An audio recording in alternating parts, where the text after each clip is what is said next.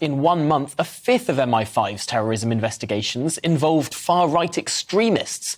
But the agency has not been given extra funds to deal with that rise in work. Well, joining me now is former Prevent officer and research fellow at the Henry Jackson Society, Charlotte Littlewood. Charlotte, thank you for making the time for us this afternoon. I suppose people might raise an eyebrow to this idea of far-right terrorism, given that all of the incidents in the last year or two, and there's been a member of parliament who has been murdered, there's been a car that exploded near a hospital, there have been a number of incidents. Have any of them been directly linked to the far right?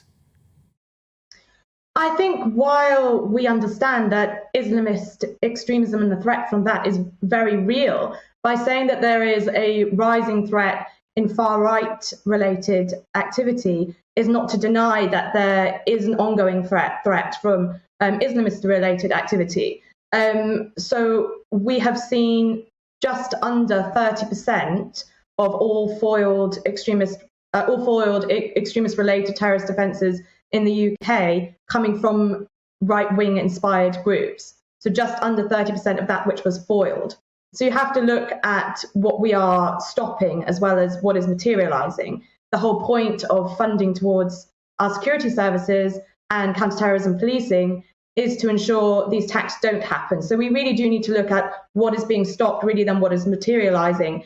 And we need to understand that this is funding to MI5 to be able to do counterterrorism work, to include counterterrorism work against Islamist-inspired attacks.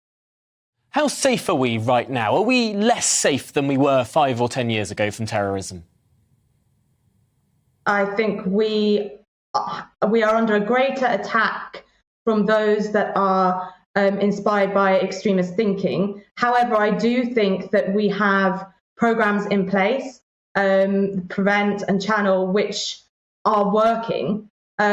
We've seen just last year 46% of cases within Prevent and Channel being right-wing inspired, which is really concerning, but it does show you that we are handling the issue. So I don't want to say that we are at a greater threat from being attacked as we walk down the street, but I would say our intelligence services and Prevent are working very hard to prevent that from happening, and that the fundamental risk is really there.